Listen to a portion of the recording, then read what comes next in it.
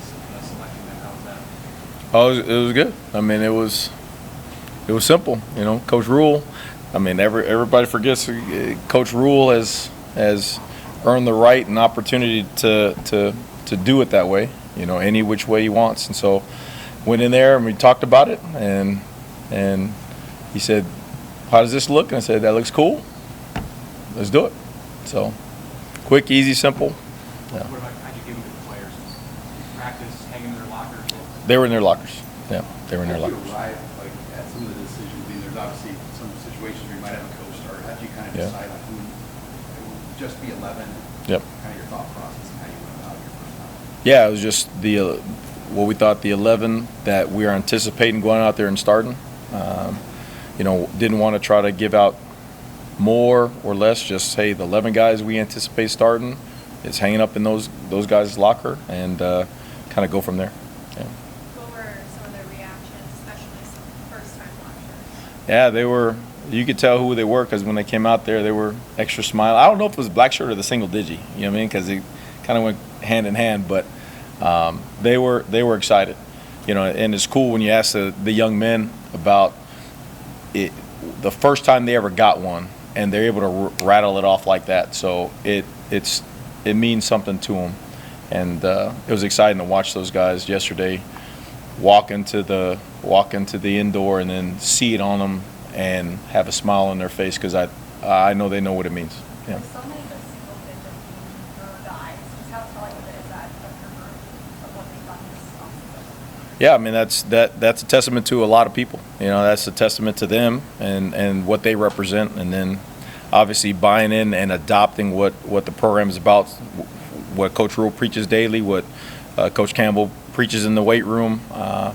A lot of times you mistake the talk with the application. Coach talks about the adopting, and those guys were good guys. I mean, you look at it, those were low maintenance, blue collar young men who care about this place. So it's actually a treat to see them rewarded for it. And again, there's a lot of young men who, when it was voted upon, could have gotten those jerseys. So it's fun to watch those guys, and then for those other guys who got a lot of votes as well, it's something where now they're competing to try to get it later on, or all that kind of stuff. So yeah. With the black shirts too, is that sort of a week-to-week thing, or is that viewed more as a season-long? No, that's a week-to-week deal. I mean, you want to make it special. You want to keep guys competitive. You want to make sure that they understand, like, hey, this is something just like all of us, right? It's 1-0. Win the rep right now. Let's concentrate on the day and represent what that's supposed to represent as of right now, and then we'll move forward with it. So. Keeping that at 11, or could you see a situation where somebody beyond the 11 or something? Right now it's 11, and then if something changes, or coach has said if there's like that other guy who's going to go in the game like that, then we'll talk about it. But right now, first time through, let's keep it at 11. There's a lot of talk about how Minnesota doesn't know what you guys are going to do. Do you personally kind of buy that, or do you think they have a pretty good idea based on not only a coach that they hired, but facing your defense? Yeah. I know you weren't there, but they faced the defense. Yeah, they faced the defense. They got the film. Actually, I believe one of their secondary coaches was on staff with me for the last couple of years. So they'll have an idea. They'll have a general idea of how things work. But again, it's more so how the guys execute than the schematics of it. So How has the execution been of what you're asking them to do? Not just the technique part, but the actual execution of the scheme. it's been going well. I mean, the young men, they've done everything asked, and it can always be better in terms of from the coaching staff, in terms of teaching it. If there's an issue, seeing it right away, getting it changed for the game, or on my end, eliminating what causes confusion. So that process is still ongoing. I mean, today we put in some new things, tweak some stuff like that, but after a certain time, it's all about eliminating problems and letting them play fast. So that's still going on. Tony, kind of along that, is there a point where the hay's kind of in the barn, like the night before or so, or are you thinking about stuff even the day of the game that you can tweak or whatever? Never. Like, I mean, we got a hard cutoff of like, hey, no more. That's it. Let them go play. I mean, they've had they've had over 6,000 reps at playing, at defending passes, defending the run game, all that kind of stuff in the calls we've been doing.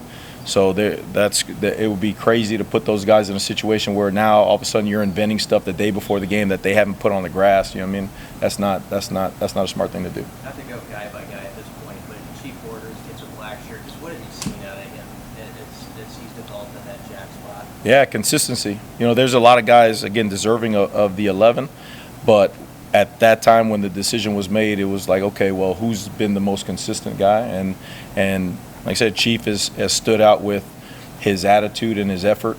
And again, that's the cool part, is when you get to reward the effort part. You know, talent, you kind of put that to the side because all these guys are talented. But when you get to highlight the effort and things like that, the attitude, I think that's a big deal around here. So it was cool that he was able to go back and do that. And when we looked at the practices, who's playing physically the most consistent, who's running to the ball, who's all OU, all that kind of stuff. I'm not saying anybody else is, but he just had that one little thing where you could see it on film. So it's like, all right, let's go, let's roll with it. Can you tell me if the other two linebacker spots, what's your depth situation, and how do you feel about the way that you can rotate guys? Are they interchangeable spots, or do you have, a group of players that play one side and a group of players that play the other? Coach Dvorak has done a really good job of managing, moving guys around. You know, he's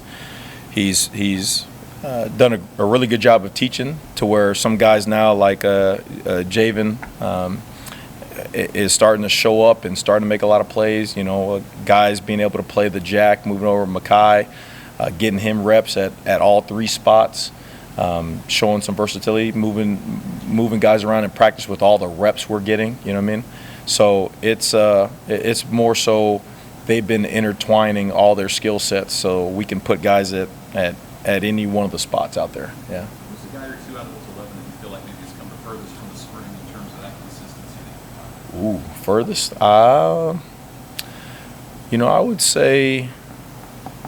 I'd probably say Blaze is up there. You know, just because he's an OOU guy. He's a guy that you root for. He's a guy who's been here and low maintenance, does everything right, and to see him put himself in a position to work his body with Mitch and Corey with the injuries and all that kind of stuff like that, you know, to get to this spot where he did that, I think that's a big time. Deshaun Singleton as well, you know, he's a guy who made plays and you're always flashing because his athleticism and his size and how rangy he is, and to see him do it consistently over and over and over again, that's really cool to see. So those two guys off the top of my head. Yeah.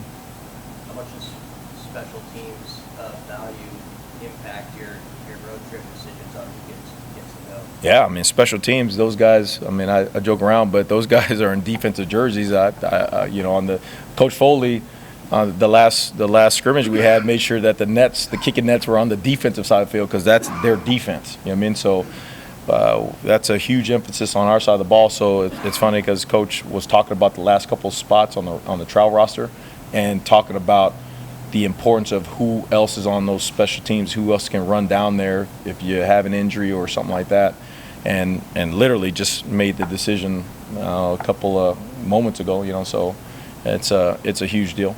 Yeah. 21 for the team psyche right now, knowing the game is 3 days away. How are you guys managing anxiety, nerves, whatever else like that? Yeah, I think they're anxious about this practice because we got some new stuff in, and we got, you know, this is the first Wednesday in season practice before the game for us, right? So seeing the mistakes from yesterday's practice, I think they're anxious about today right now, and Coach, starting at the top, Coach Rule and all the coaches being able to keep that mindset of, hey, it's win this rep right now. You know, let's concentrate on this moment because the game, it'll be there. We're going to get on the plane and we're going to show up and we're going to kick off at that time.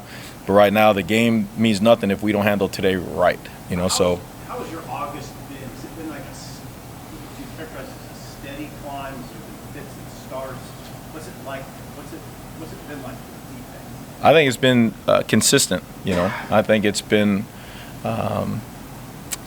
the biggest thing that I can say right with that is how we do things more so than what we're doing. And the consistent growth of dominant contact and Husker speed and making sure that part is correct. Because, again, X's and O's wise, the offense always wins on the board, right? So somebody's going to have to defeat a block. Somebody's going to have to run to the ball. Somebody's going to have uncommon effort in order to make a play or save us, right? So I think that is the most important thing that you see consistently and consistently growing, not only with the black shirt guys, but guys who are on that second team, on the third team, Dwight Boodles, you're seeing him show up like that. The younger guys buying in, Sua. You see a lot of the trade team guys exercising that when they go against the offense or they go against the defense, you're seeing them use those same things. So I think that's been the most important thing right there. Yeah. What jumps out at you about Minnesota's offense? Consistency. I mean, they know who they are, and that's how they play. And I think that's a really big compliment when a team knows who they are and they know how they win. I mean, they rush for over 200 yards a game, throw for almost 200 yards a game. I mean, they play great defense. They play great special teams. They know who they are. And so when you watch them, they're going to do what they do. And so that's why it makes today important. The game will take care of itself, but that's what makes today important, because we get a chance one more time, for the last time, physicality-wise, to prepare. Yeah. In terms of their offense, they've had plenty of turnover, and a lot of guys that are key contributors weren't with them last year. Are there any challenges getting ready for guys who we haven't seen them in their system, haven't seen them in Minnesota? I mean, the system in terms of like the versatility we're showing on defense, it's gonna be the same deal. You know what I mean? They lose a couple old linemen. They still got some really, really good tight ends. They lose a really good back, and here they go. They get a transfer and a freshman who's really dynamic. The receivers coming in. I mean, so that's what football is. The guys leave, and now it open up an opportunity for guys to come in and either fill the shoes or make bigger shoes, right? So they'll be ready, but again, that's what we're preparing for. We're ready to go today. Yeah. Thanks. Thank you. Appreciate you.